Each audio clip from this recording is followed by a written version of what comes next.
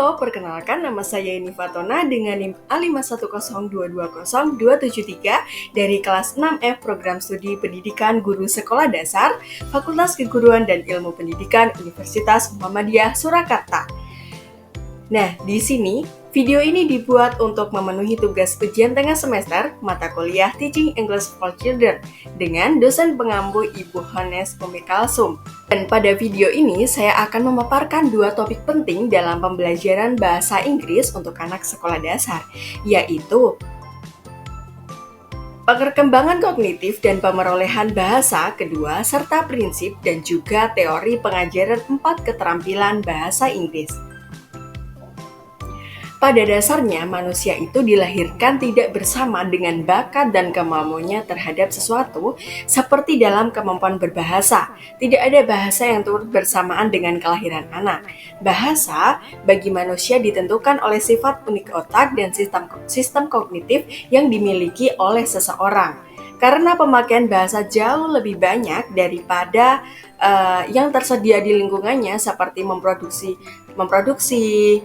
berpersepsi, dan menggunakannya baik secara ekstern maupun intern, anak usia sekolah dasar, yaitu pada usia 6-12 tahun, berada pada tahap operasional konkret. Nah, menurut Piaget, ciri-cirinya yaitu anak-anak mampu berpikir logis, namun masih terbatas pada hal-hal yang konkret. Anak-anak yang mulai belajar dari pengalaman langsung dan juga contoh nyata, serta fokus pada suatu tugas dan simulasi perhatian yang mulai meningkat. Dalam teori pemerolehan bahasa dijelaskan bahwa anak-anak itu mengetahui bahasa karena apa? Karena mereka itu memiliki kecenderungan untuk mengembangkan bahasa berdasarkan pola perkembangannya, yaitu dari yang sederhana, misalnya sebagaimana bunyi-bunyi itu dihasilkan dan menjadi satu suku kata dan akhirnya menjadi frasa atau satu kata yang penuh yang sampai pada strukturnya dari yang sederhana ke yang rumit. Nah, hal ini sangat terkait dengan teori Piaget yang dikenal dengan teori perkembangan kognitif yang menjelaskan bahwa anak itu mengalami 4 masa perkembangan kognitif melalui bahasa, yaitu melalui gerakan panca indera, yang kedua ada masa pra, yang ketiga itu masa operasional konkret, yang keempat yaitu masa operasi formal. Selanjutnya, hubungan teori Piaget dalam kemampuan anak sekolah dasar dalam belajar bahasa Inggris. Teori Piaget membantu memahami cara anak sekolah dasar belajar bahasa Inggris sehingga pengajaran atau pembelajaran itu dapat disesuaikan dengan tahap perkembangan mereka. Yang pertama itu anak sekolah dasar berada pada tahap operasional konkret. Pada usia 6-12 tahun ini, anak-anak itu dapat berpikir logis tetapi terikat pada hal-hal suatu yang nyata, yang objektif gitu. Yang kedua yaitu mereka belajar bahasa melalui pengalaman langsung seperti mendengarkan cerita dan juga berinteraksi. Yang ketiga, mulai dari kosakata dasar, lalu berkembang ke frasa dan juga kalimat yang lebih kompleks. Yang terakhir yaitu mengaitkan kata baru dengan kata-kata yang sudah diketahui dari lingkungannya, dari pengalamannya yang sudah mereka tangkap di pikiran mereka. Nah, selanjutnya, penerapan keterampilan 4 bahasa Inggris ini diperlukan upaya dan strategi atau prinsip teorinya. Bagaimana sih yang tepat dalam mengajarkan keterampilan beberapa keterampilan berbahasa Inggris yang ada 4 itu. Nah, yang pertama adalah mengajarkan listening, merupakan urutan yang paling dasar, yang pertama dalam belajar bahasa Inggris, karena pada prinsipnya itu anak itu belajar menyimak itu melalui pengulangan dan konteks visual. Nah, contoh aktivitasnya yaitu dapat dilakukan menyimak lagu atau mendengarkan lagu anak-anak berbahasa Inggris sambil menebak gambar yang sesuai dengan audio lagu tersebut. Oh, ini ternyata lagu ini menceritakan tentang seorang petani mempunyai hewan peliharaan.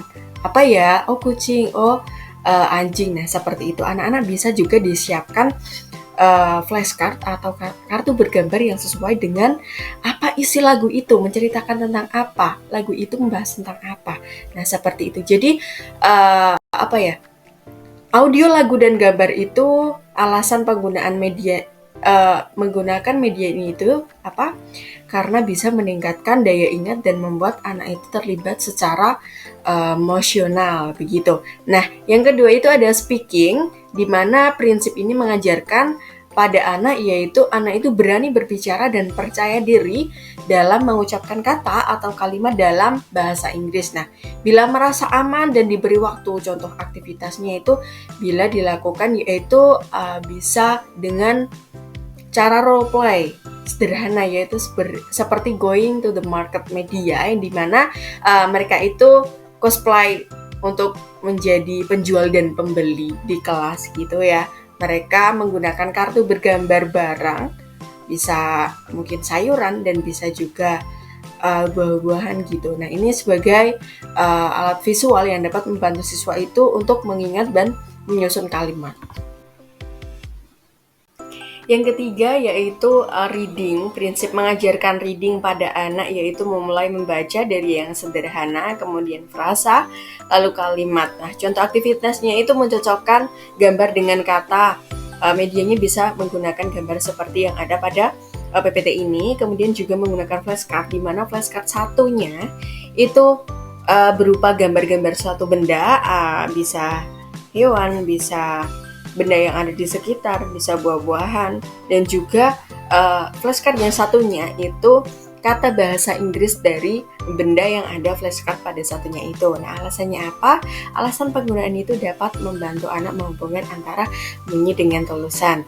Nah, selanjutnya yang keempat itu ada writing, di mana prinsip ini mengajarkan pada anak untuk menulis kata atau kalimat sederhana yang berbasis dengan pengalaman atau gambar nyata. Nah, contohnya itu di sini